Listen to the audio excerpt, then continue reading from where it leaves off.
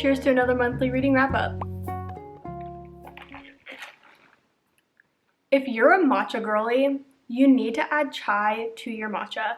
It is so good. I also love getting a grande in a venti cup.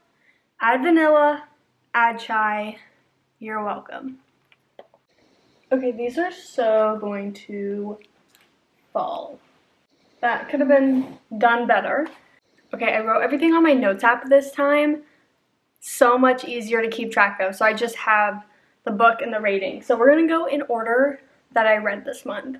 Okay, the first book that I read in June was Beach Read. I finally got to it. This was a 5-star book. I'm just gonna get it out of the way. 5 stars. This book has hype for a reason. Now, I did read this book and 2 others in my Reading Summer Books for a Week video where I talked way more about it. So I don't want to talk too much, but it's following Gus and January, that are 2 authors writing 2 different genres, and they are both living in this beach house over the summer, like next to each other. They're neighbors, and they did know each other in the past, but you know, they haven't talked in like several years. Like, they went to college together, and now they like struck up this deal because they're both in kind of this like writing slump, writing block kind of thing, where they're gonna switch genres for the summer, and every week each of them take the other on a date to help them with the genre. So like on the back it says like Gus will take January to talk about a cult survivor or something, and then January will take him on this like rom-com type of date. So it is so cute. This story has so much depth to it. I really enjoyed it. I really recommend it if you haven't. If you're like, I don't know, like there's so much hype around it, maybe I won't like it, or you've read other Emily Henry books that you just like didn't vibe with, Beach Read. Just give it a shot, I beg of you. Next, I read The Roughest Draft. Oh my god. I give it 4.5 stars. Guys, I was surprised that I enjoyed this book so much, mainly because I read it right after Beach Read. But it's following these 2 co-authors that wrote a bestseller, and they then like split up. Like, they split up their like partnership in writing, but they still had 1 book left on contract, and now like there's all these rumors about like, why are these 2 authors no longer writing? What are the main characters' names? Oh my god. Katrina and Nathan. Yeah. So now they are agreeing to write this final book together because it's in like both of their best interests amongst like their professional and personal careers and lives. And so they're going back to the house that they wrote the last book that they wrote together. So they're now writing this new book where it is like involving romance and like a couple. And so it's not like they're writing this like horror book where now they're co-writing and can just like get out those feelings. No, they're having to write a romance book while not immediately wanting to discuss like what happened, what went down, all the things. So you're getting this sort of past and present timeline and duo POV. I really liked how this book is written by 2 authors. I really liked how these authors implemented that, because I feel like when you're getting like multiple POVs along with duo like timeline, like past present timelines, it could get very confusing, but they just blended it all in really well together. And this book, I feel like it made it because you had both POVs. Beach Read only had January's perspective, and I really liked that because I think if I would have had Gus's, it just would have eliminated some of the mystery going on. I definitely recommend this book if you also haven't read it yet. The last book that I also read in that video was Malibu Rising. Now, this was more of a literary fiction, historical fiction, I think is one of the other terms thrown around. This book, I went in blind. I did not really know what it was about, but like I've heard a lot of talk about it. But it's following more of a family, and it's like a 30-year time span. So you're getting a past timeline of like this family's entire life, and then you have a present timeline that is over a single day. The dad was, I believe, like a pop star. I said not a pop star, like a rock star. Like, he's a singer, he's amazing, great. And then the kids. So there's like 4 kids, and it's just, I feel like I'm just not explaining this well. It's different than I've ever read. It's my first Taylor Jenkins Reid book, and I was just surprised that I liked it as much as I did, but I think I needed a change of pace because I was reading summer books, but they're all like romance books, and this is not a romance book. And you just get a lot. It's also told from third person POV, which I think is what the book needed, because if it was just told from one of like the kids' perspectives, you would not get as much information as you did in this relatively like short book. I recommend it. I recommend it to go in mostly blind, like as much as I told you, like it didn't make sense anyways. Just go read this book, especially if you want a summer read that isn't a romance book, but it gives you all of the summer vibes because it's taking place in Malibu. There is surfing. That's it. That's the story. I recommend this book. I gave it 4 stars. Next book I read, I don't have with me. I got it from the library, but it was Death in Her Hands by Ottessa Moshfegh. This book. Okay, I gave this book 3 stars, but I liked it. Like, I don't want the 3 stars to make you think like, oh, I shouldn't read this book. But Ottessa Moshfegh is the one that wrote A Year of Rest and Relaxation, which I loved. I think I gave it 4.5 stars. Like, it was just like such a bizarre book to me. I was just like, what is this? And that's how I felt about Death in Her Hands. I just didn't relate as much to it. Or I say relate, but like I just didn't get sucked in as much. It's more of a thriller type of book or a mystery type of book. It's following an old woman. She recently became a widow, and she moved with her and her new dog to this like random small town. She lives in like this cabin, and one day on her walk she found a note that essentially is like talking about a dead body. And all it says like her, like it like gave the name, like the first name of the person. It's like no one's gonna know who killed her. There's that. And like she's just like, where did this come from? Like I do not have like nearby neighbors. Like no one's walking these trails. And so then she becomes like obsessed with figuring it out. But the book was just so bizarre. And I just had to wonder, like, Ottessa, what are you going through? What do you go through to write these? Like I just need to know. But also I want to read all of her books. So again, don't let the 3 stars like deter you from reading that book or A Year of Rest and Relaxation. It was just so crazy to me. It's just so crazy to me. Next, I read the second book in the Bridgerton series. So this was The Viscount Who Loved Me. So it's Anthony and Kate. Guys, okay, I gave this book 3 stars, but I need you to understand that I love this book because I was envisioning, like I've seen season 2, so I was envisioning those actors and actresses as like all the characters, and that's what made me really enjoy the book. That said, the book on its own, like it's not an amazing book, and there are differences in there, but I feel like just reading it alongside knowing everything about season 2, I enjoyed it, and I definitely recommend it if you just like want more of the characters and just like reliving that story and you're a reader. Like I recommend it. I definitely do. I'm not gonna say too much more on it. Like Bridgerton, you know it or you don't. Read it if you want. Next up, I read One Italian Summer. So I read this poolside one afternoon. It's such a quick, easy read. I gave this book, what'd I give it? 3.5 stars. Okay, yeah. So this book is following primarily the daughter, and so her mom passes away. Like, it's like suddenly, but not. Like, she was sick, so it wasn't a shock, but they had planned this trip to Italy like that summer, right after she passed, to the point that the daughter ends up choosing to go on the trip on her own, and so she keeps it. And the whole point of the trip was that her mom spent this summer there long time ago. She wanted to like her daughter to experience that like summer in Italy that she experienced, that was just like life-changing for her. She gets to Italy and like somehow she runs into her mom when her mom was there several years ago. And so she hangs out with her mom for like these 2 weeks, but her mom doesn't know like that's her mom, like, or that's her daughter. So it's interesting, but there are just parts of the book that I didn't love, and I don't want to spoil anything of that. So that's why like I docked it down. But like the premise of like reliving a summer with your younger mom and like just getting to see your mom at that point of her life was so cool. I love that idea. And the Italian vibes, Italy It was amazing. Like, they set the scene, they talk about the food, they talk about places.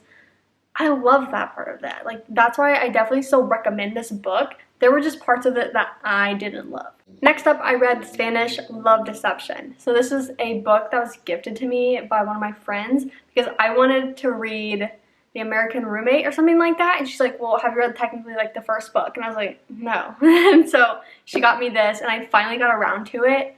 Okay, what did I rate this?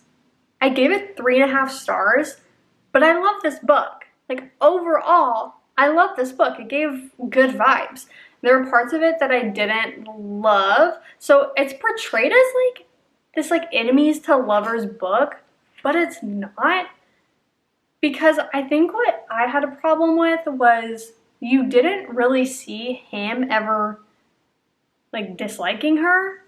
But from her perspective, like, she made it seem like he's just always like mean to her or rude to her or all the things. And I'm like, nobody's not. And so she's like consistently like kind of rude to him. As a reader, it was just harder. But overall, I liked him a lot. I loved him. She was fun. She had spice. She had character.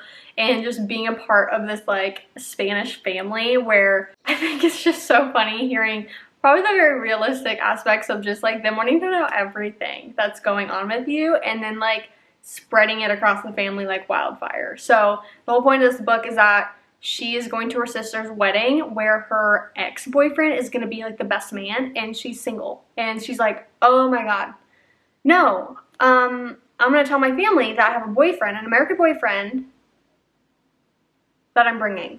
But then she's like, I don't have an American boyfriend. So I don't know how I'm supposed to swing that. Here comes, what's this? Oh my God, this is amazing. This is awkward.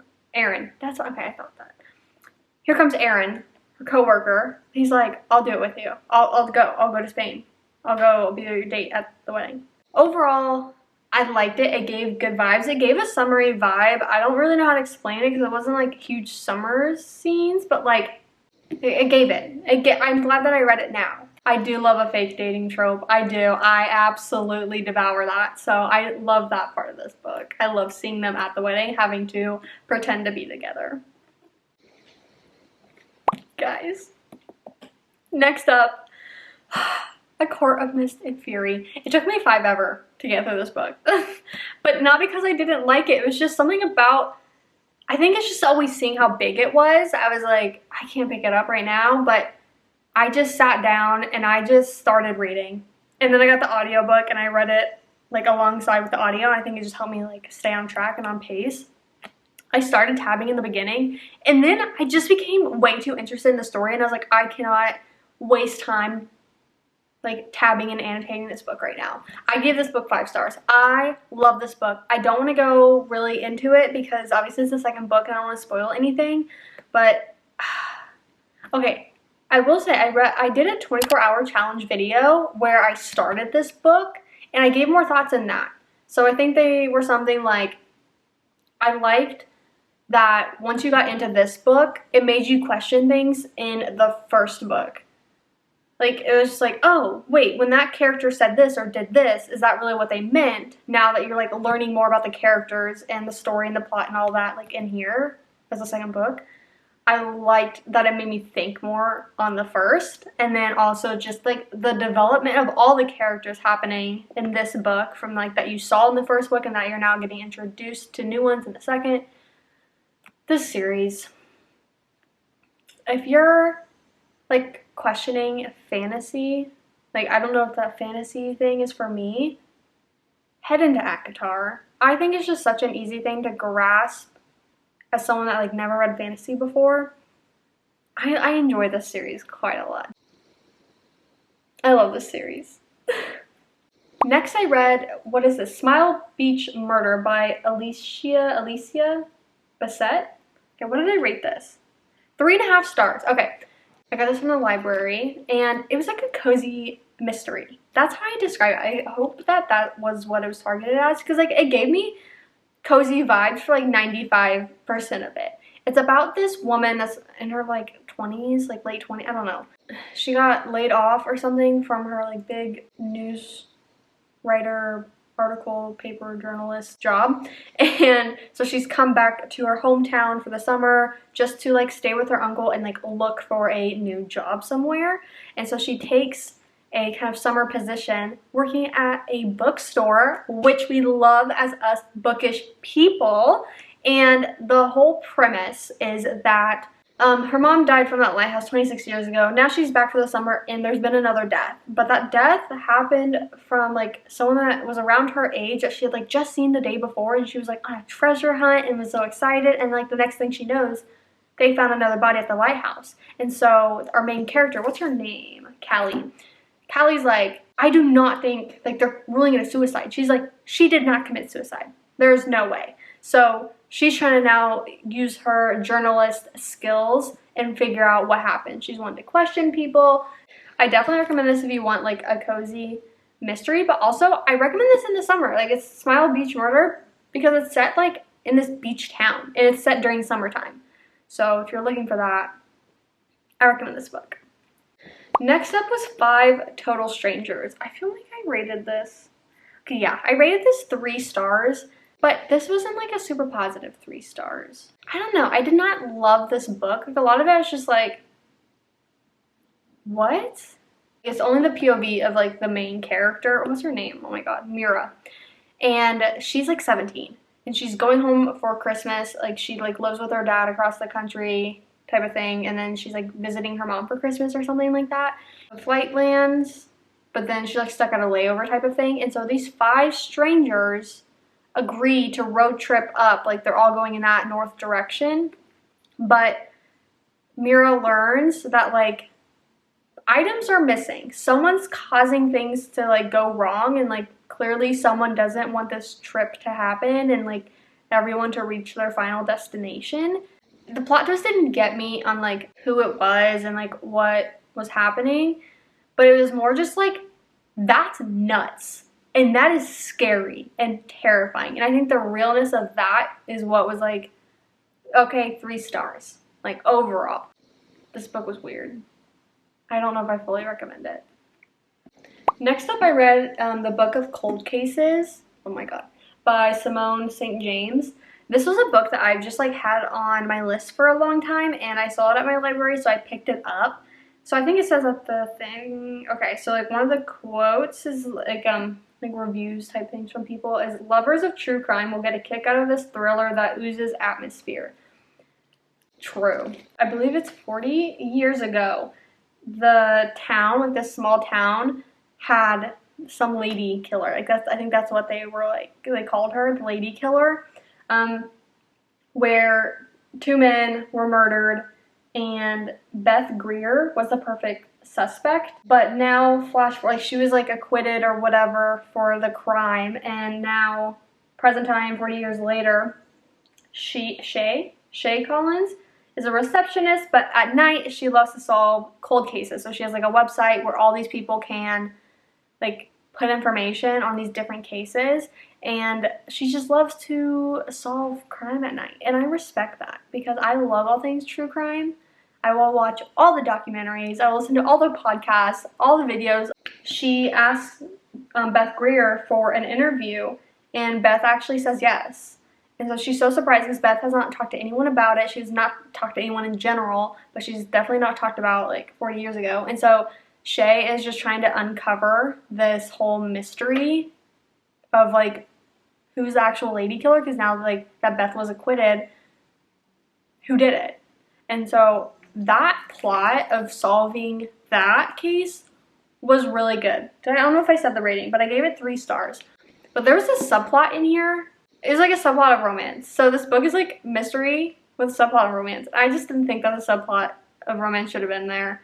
I did not feel like, oh my god, yay, giddy. You know, like I was just like, oh, okay, but what about the crime? I recommend this one. Like, this is a 3 stars that like I totally recommend, especially if you like true crime. But if like true crime and stuff like isn't your thing, like I don't know, maybe you wouldn't like this. It was just an interesting book. And then the last book, that I read, The Wicked Deep. I gave this book 4 stars. This book is wild. Let me like, this book. Seriously, I'm like thinking, I'm like, how do you even describe this book? But it's following a town where 2 centuries ago, 3 sisters were sentenced to death for witchery, where they were like drowned in the lake, like stones tied to their ankles, drowned. And this was in June, on like June 21st, like summer solstice. And that was also the day of their birthdays, I believe, 3 years apart, but always born on June 21st. And every June, like from June 1st to June 21st, every year after, those 3 sisters will come back to the town, take body of 3 random women, girls, whatever, and then kill boys or men through those 3 weeks. And then at the end of those 3 weeks, those sisters like return to the water, and then like kind of the souls like of the bodies they took like will come back, and like those girls won't remember that summer or if like it killed someone, like, and no one knows like who the sisters are. Like the sisters aren't trying to be caught, right? So if you are taken, like if they take your body, you don't know that they're in it. The town doesn't know that they're in it. And so this year, a outsider, because it's a small town, like outsiders, they're not liked, but an outsider comes in. He's like a cute boy or whatever. What's the main character's name? Oh my god, this is so embarrassing. So Penny lives on the like kind of like an island that's in the town, and Penny lives with her mom on the island. And so when Beau, the guy, comes to town, eventually Penny agrees to let him help her with the lighthouse that's on the island. She's like, can't pay you much, but you know, you'll get housing and food. But he's coming at the time of June. And she's like, you don't know what you're in for. But all these tourists flock in, by the way. Like, tourists just like come in for these 3 weeks. So stupid, because those men are not off limits and those women are not off limits. Oh my god, it's nuts. Anyways, so the final part of this is, but only Penny sees what others cannot, and she will be forced to choose, save Beau or save herself. And so you're following just those 3 weeks of the witches coming back, those sisters coming back, Beau being an outsider that Penny's questioning, like, why are you here? Because, like, no one comes to this random small town. This book had me. I was just, like, sucked in the entire time. I recommend this book so much. That wraps up the June reading wrap up, what I read in June, that part. Now we need to move on to my July TBR. Okay, so I have this whole pile here, and I recently did a book haul video, I think like last week or something. So if you watch that, a majority of those books I want to read in July, but there are a couple others. So of the books from my June TBR, the only one I didn't get to, I took the cover off, was Once Upon a Broken Heart. That's because I'm reading it right now. That's why the cover is off. But I want to read this book in July. I like literally just read like 1 page of it, and I just was so tired, so I couldn't read. But that's the first book that I'm reading this month. I want to kind of always throughout this month go through A Court of Wings and Ruin. I'm not reading just this book. So I like to read this book while reading others. It just keeps me more engaged with this. I don't know how to describe it. I don't, okay? But I'm also reading this right now. God, this book is so gorgeous. Okay, the next one I really want to read is People We Meet on Vacation. So it's another Emily Henry book, but I know this one is very hit or miss for people. But I watched a video recently where someone read it and absolutely loved it. So I'm like, okay, sold. Maybe I will read this. And I bought it. I really, really, really want to read Bunny. I love literary fiction and just books that make me think and make my mind explode. And I heard this book is just absolutely crazy, and it just really puts people in a weird headspace after, and that intrigued me. It did. So I really want to read this in July. The next book I for sure want to get to is Flawless. Guys, this series, it's everywhere, but there's so many books that I want to read right now, so I'm struggling, okay? I'm definitely struggling, but this is the first book in the Chestnut Spring series. I could date a cowboy. I think I could. Maybe not. Actually, I don't think I could be on a farm. But I can live through this series. I'm very excited to get to it. I really want to read The Cheat Sheet. I know this is also hit or miss for people. I don't think I've read a single Sarah Adams book, But this book just seems like such like a quick read, and I love taking quick reads to the pool, so I feel like this is just going to be a good, feel-good, easy book to read. Another book I really want to get to is Mary Jane. This is by Jessica Anya Blau, and it's another literary fiction, also pretty short, great pool read. I've just heard this is a good story. It's giving Malibu Rising vibes where I'm like, okay, this is not just a rom-com, you know? Like, I mean, you're just getting a story of someone's life. Yeah, another book I want to get to in July. This is a book I'm definitely getting to because it's part of a challenge I'm doing, but this is The Bodyguard by Catherine Center. I don't think I read any other Catherine Center books, but I'm partaking in Summerween. If you do not know what it is, I'm going to do a video on it.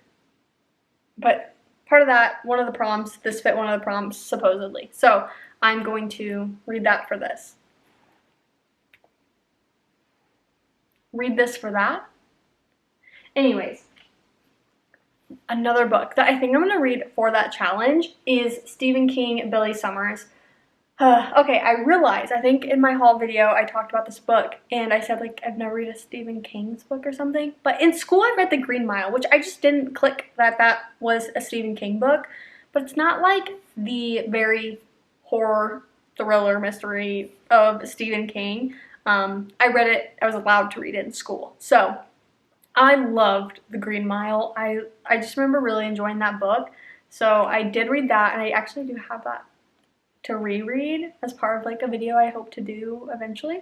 But I really want to read this book. Haley Pham talked about it and that got it on the map, I feel like.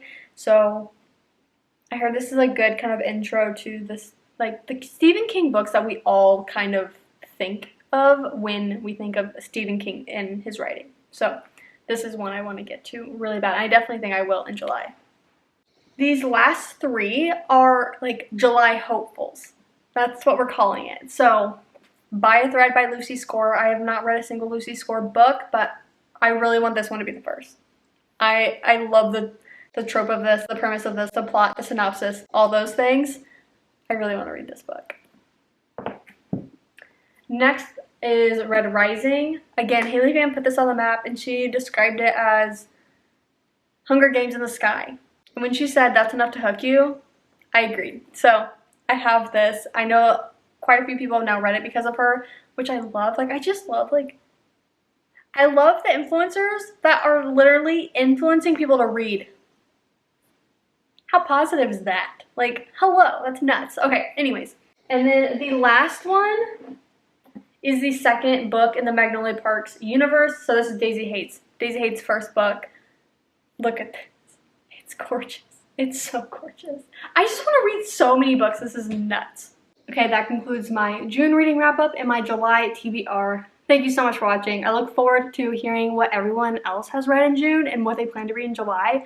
Please let me know what you're reading in July. Give me any recommendations, I beg of you. And if you've read any of the books I want to read in July, please let me know what you thought, what you read, what you liked, what you didn't. I just like hearing people's thoughts and opinions. So please influence me, and I will see you in my next one.